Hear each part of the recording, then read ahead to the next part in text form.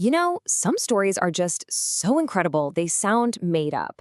And today, we've got one that connects Hollywood movie magic, the raw power of a tornado, and a NASA space experiment that got, well, lost. It's really a story about how a simple habit, something started in childhood, ended up saving priceless data for the US government decades down the line. I mean, just imagine that. You pick up the phone, and a lawyer on the other end says, "Name your price." It's straight out of a movie, right? But for one university professor, this was very, very real. The big question is, who was calling and what on earth did they want that was so valuable? All right, so to understand that wild phone call, our story actually starts in a pretty unexpected place. Not with NASA, but in Hollywood.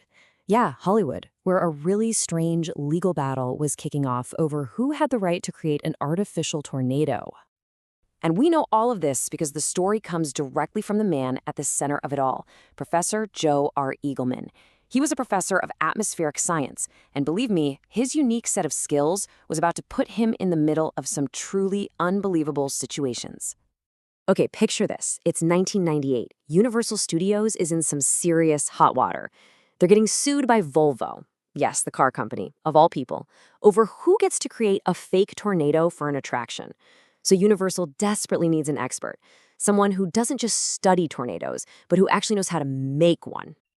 And that's when the spotlight lands on Professor Eagleman. See, years before, he'd cracked the code in his lab. He figured out how to create the very first stable, unconfined tornado-like vortex. He used three huge fans to suck air upwards, which created this powerful updraft, forcing the air below to start spinning into a funnel. He had literally written the book on it. Now here's the kicker.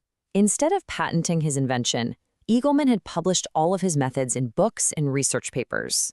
That meant the information was out there for everyone, in the public domain.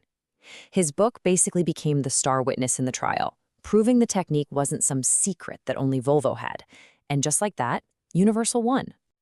And the result of that court case? Well, Eagleman's little lab experiment was scaled up into a monster, 50-foot-tall tornado for the Twister ride at Universal Studios. For 17 years, millions of people got to experience his science in the most epic way possible.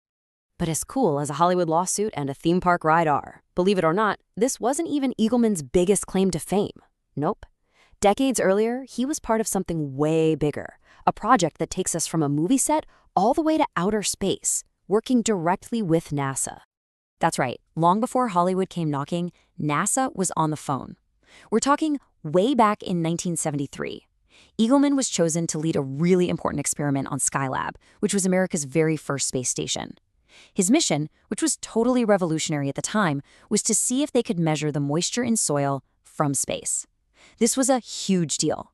If it worked, it could change everything about weather forecasting, managing droughts, and predicting harvests. This was foundational science.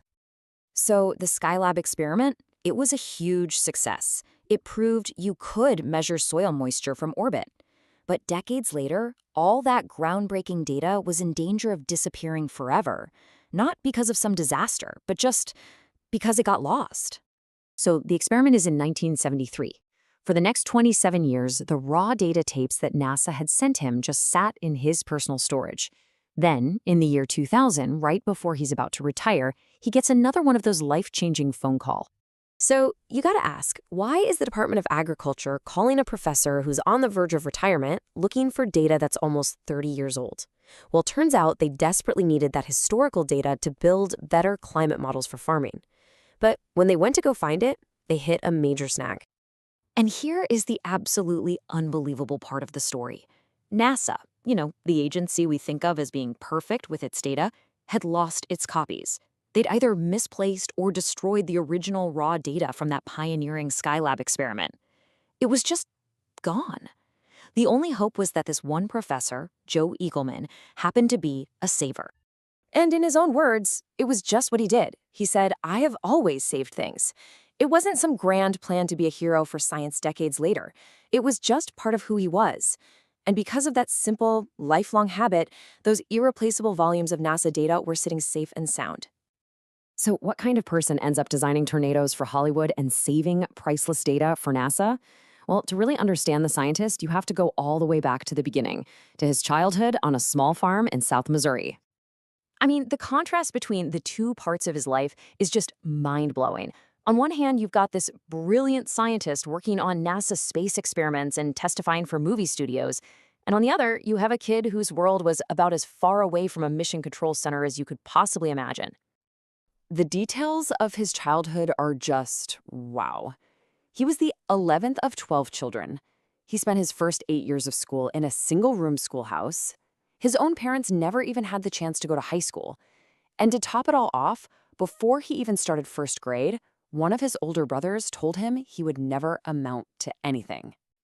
And this is where it all started. His dad made each of his kids a wooden box for their treasures, and he kept everything in a tiny Cracker Jack pistol, arrowheads he found in the fields. It was his box of treasured items. This right here is the origin story of the man who saved everything. So when you piece it all together, what you get is a story that's about so much more than just lost files. It's about how the person we become, the little habits we form as kids, can echo through our entire lives in ways we can never, ever predict. Think about it. There is a straight, unbroken line from that little boy carefully putting arrowheads into a wooden box to the professor carefully storing stacks of NASA data tapes. It's the exact same impulse, just separated by a lifetime. In the end, the story of Joe R. Eagleman is just this incredible lesson about the hidden value in things we might not think are important. The curiosity that makes you build a tornado in a lab, the meticulousness of a farm kid who keeps everything, and of course, the profound power of simply not throwing things away.